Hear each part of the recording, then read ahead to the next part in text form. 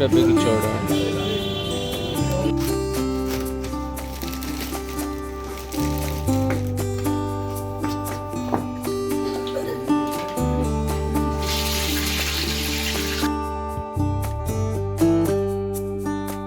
నేను పనులు బాబోయ్ చిరాకు పుట్టిపోయింది వాళ్ళు అసలు పొద్దున్న నుంచి పనులు.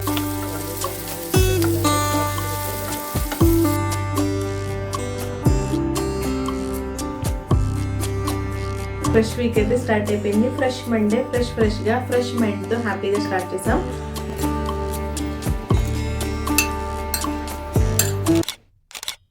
హలో అండి, నేను మీ Jyothi. Welcome back to my channel Rithkruthi sweet home. ఎలా ఉన్నారు మీ అందరూ? బాగున్నారా? నేను చాలా బాగున్నాను. ఈ ముందు వీడియో కంటిన్యూషన్, అంటే ఉగాది రోజే ఈవినింగ్ బ్లాగ్. ఇదైతే ఉగాది రోజు ఈవినింగ్ నుంచి, అంటే Sunday evening to Monday morning routine blog అనమాట. సో మండే బ్రేక్ఫాస్ట్ వరకు అయితే ఉంటుంది ఇందులో. అండ్ ఈ వీడియో మీరు చివరి వరకు మిస్ అవ్వకుండా చూడాల్సిందే, ఎందుకంటే ఈరోజు మీకు నేను నిన్న వీడియోలో చెప్పినట్టే చిట్టి ముక్కల ఆవకాయ పచ్చడి ఎలా చేసుకోవాలో షేర్ చేశాను. ఆవకాయ పచ్చడి పడడానికి చాలా టైం ఉంది. అప్పటి వరకు వెయిట్ చేస్తూ ఉండలేం కదా మనం మార్కెట్లో మామిడికాయలు చూసి. కాబట్టి అదైతే పట్టేసుకొని హ్యాపీగా ఆలోపే ఫ్రెష్ మామిడికాయ కొత్త పచ్చడి ఫీల్ అయితే ఎంజాయ్ చేసేయచ్చు. సో ఆ రెసిపీ షేర్ చేస్తాను. వీడియో చివరి వరకు మిస్ అవ్వకుండా చూడండి. యాజ్ యూజువల్ నేనైతే ఈవినింగ్ రెడీ అయిపోయాను. ఆఫ్టర్నూన్ అంత హెక్టిక్ వర్క్ చేశాక కాసేపు ఊరికి అలా రిలాక్స్ అయ్యాం.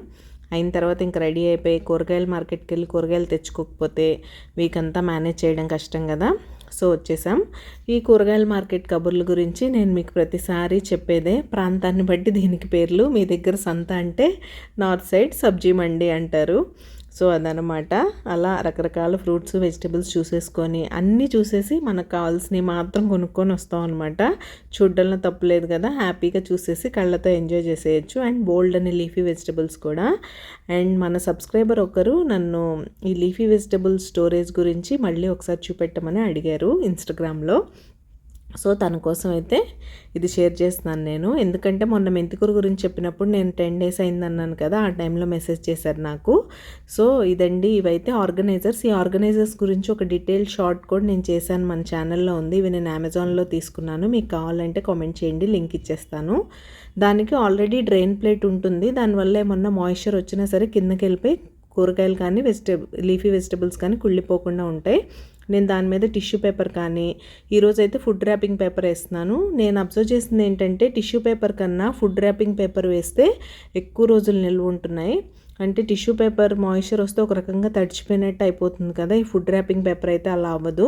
బట్ దాంతో పోలిస్తే కొంచెం ఎక్స్పెన్సివ్, ఎక్కువ ఏం వాడం కదా, స్టిల్ ఓకే అన్నట్టు నేనైతే ఇలా స్టోర్ చేసేసుకుంటాను. ఇప్పుడు ఇది 15 days అయినా కూడా ఫ్రెష్గా అలానే ఉంటుంది. నేను యూస్ చేస్తూ ఉంటాను కదా వ్లాగ్స్లో, మీరు చూడొచ్చు. అండ్ ఇదైతే ఈవినింగ్ ఇంకా మార్కెట్ నుంచి వచ్చాక టీ పెట్టాను. టీ పెడితే టీ బాగా పొంగిపోయింది. ఆఫ్టర్నూన్ కూడా పైన క్లీన్ చేశాను స్టవ్ అని. సో వంట కన్నా ముందు నాకు స్టవ్ క్లీన్గా లేకపోతే వంట చేయాలనిపించదు. కాబట్టి ముందైతే స్టవ్ క్లీన్ చేసేసుకున్నాను. తర్వాత నేను మీకు ముందు వీడియోలో చెప్పినట్టే ఈవినింగ్ డిన్నర్కి అయితే గార్లిక్ పప్పు పోసేసి మార్కెట్కి వెళ్ళాను నేను.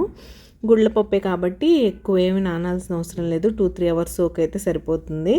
నేను అది గ్రైండ్ చేసేసుకొని చక్కగా ఈరోజు ఉల్లి వెల్లుల్లి తినం కాబట్టి మంచిగా ఇవి కొత్తిమీర ఒక్కటే వేసాను.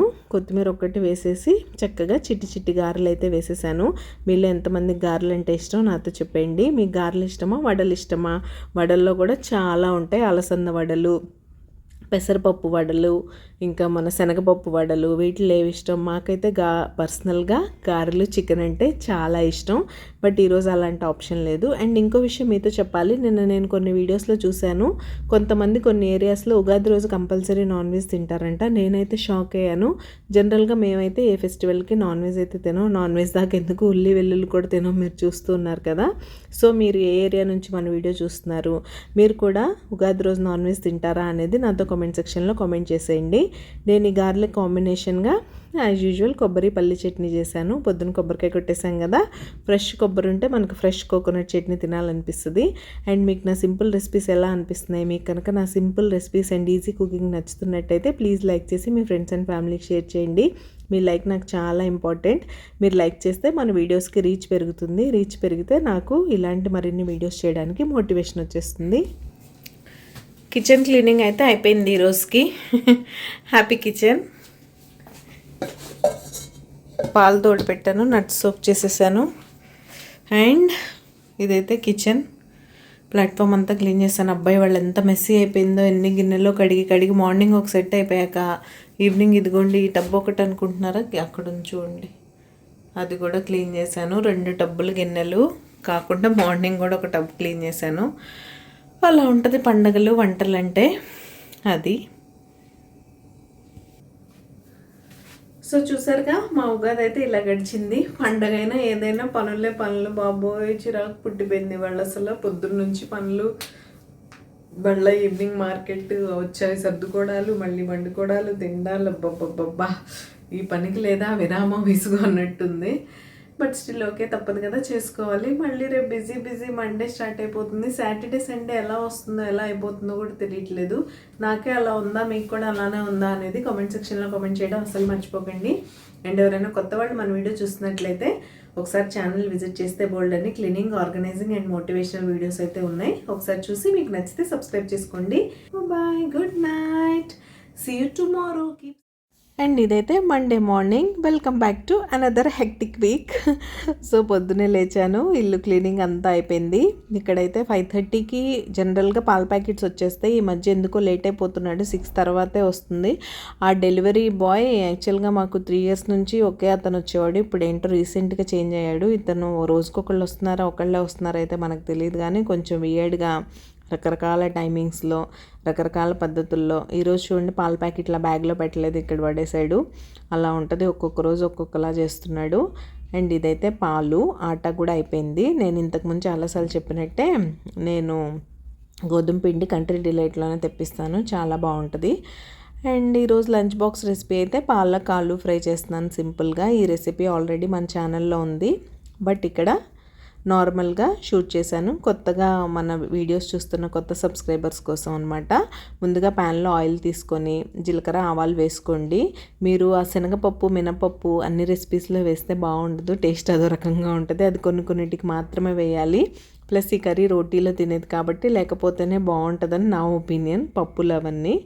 సో అది ఇక్కడైతే ఆయిల్ వేడైపోయింది, అవి వేసేసాను. తర్వాత కట్ చేసిన ఆనియన్స్ వేసేసుకొని, ఆనియన్స్ ఫ్రై అయిపోయిన తర్వాత పొటాటోస్ కట్ చేసి వేసుకోండి. పొటాటోస్ను కూడా బాగా ఫ్రై చేసుకున్న తర్వాత ధనియా పౌడర్, రెడ్ చిల్లీ పౌడర్ వేసేసుకొని, తర్వాత నీట్గా వాష్ చేసుకున్న పాలకూర వేసేసుకొని ఫ్రై చేసేసుకుంటే యమ్మీ ఆలు పాలక్ ఫ్రై రెడీ అయిపోతుంది. మేతి ఆలు చాలామంది చేస్తూ ఉంటారు, జనరల్గా పాలక్ ఆలు తక్కువ చేస్తారు, కానీ టేస్ట్ అయితే చాలా బాగుంటుంది. మీరు ఎప్పుడూ ట్రై చేయకపోతే ఒకసారి తప్పకుండా ట్రై చేయండి, మీకు నచ్చుతుంది. మంచి లంచ్ బాక్స్ రెసిపీ అని చెప్పొచ్చు. దీనిలోనే మీరు రైస్ వేసి కలిపేసి పిల్లలకు కూడా సింగిల్ పాట్ రెసిపీ లాగా ఇచ్చేయచ్చు లంచ్ బాక్స్లోకి, హ్యాపీగా ఎంజాయ్ చేస్తారు.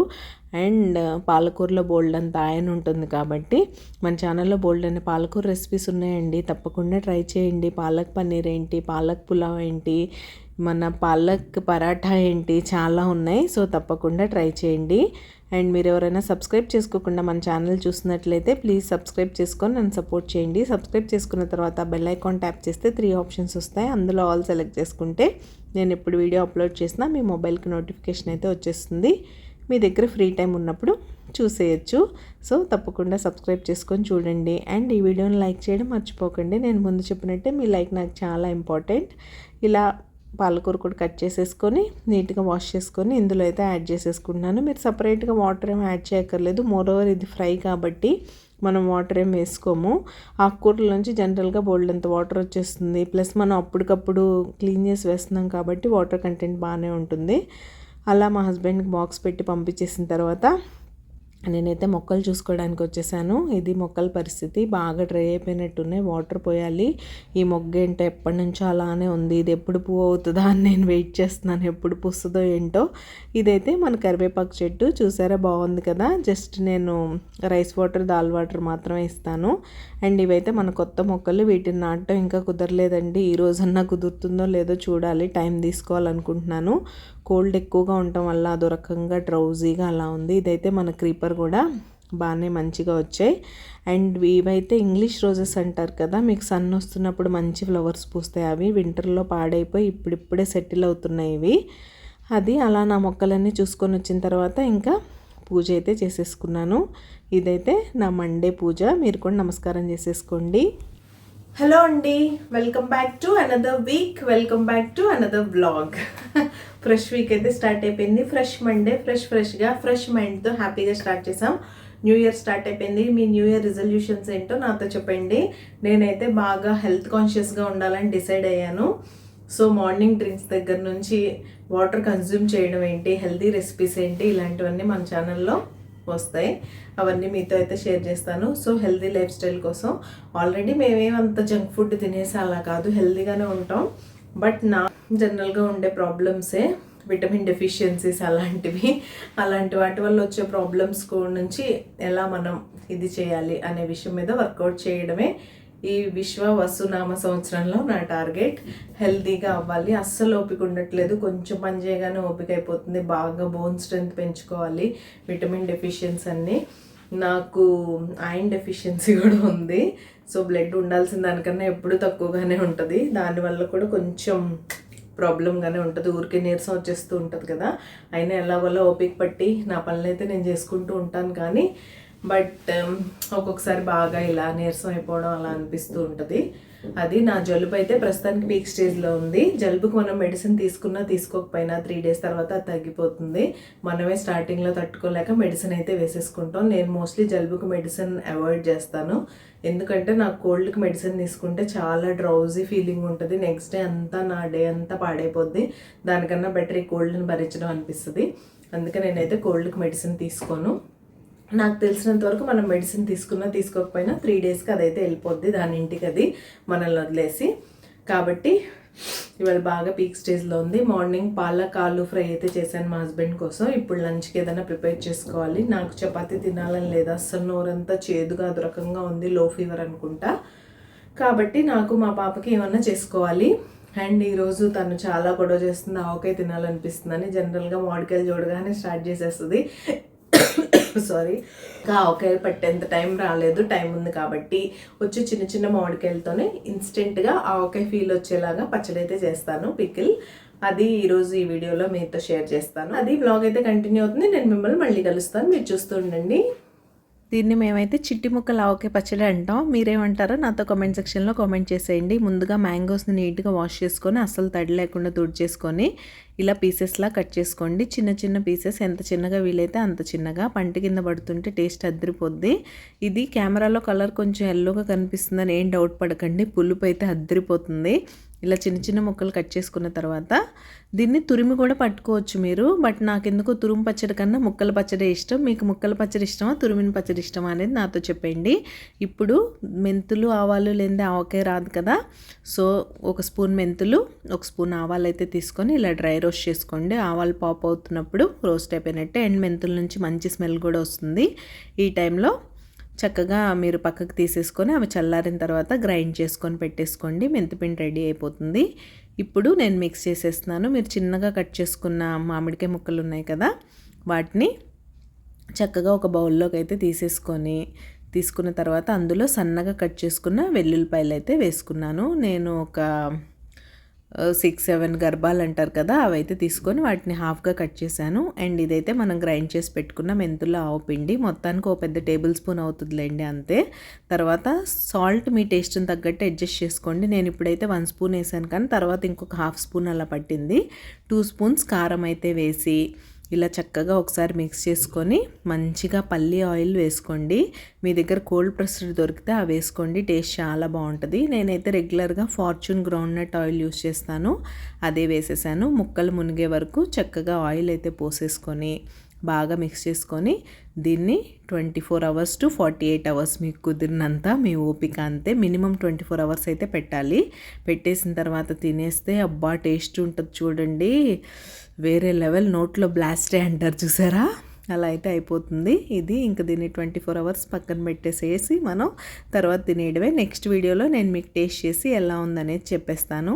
సో కొత్తగా కుకింగ్ స్టార్ట్ చేసిన వాళ్ళు కూడా ఈజీగా ఆవకాయ పెట్టేసుకోవచ్చు, తప్పకుండా ట్రై చేయండి.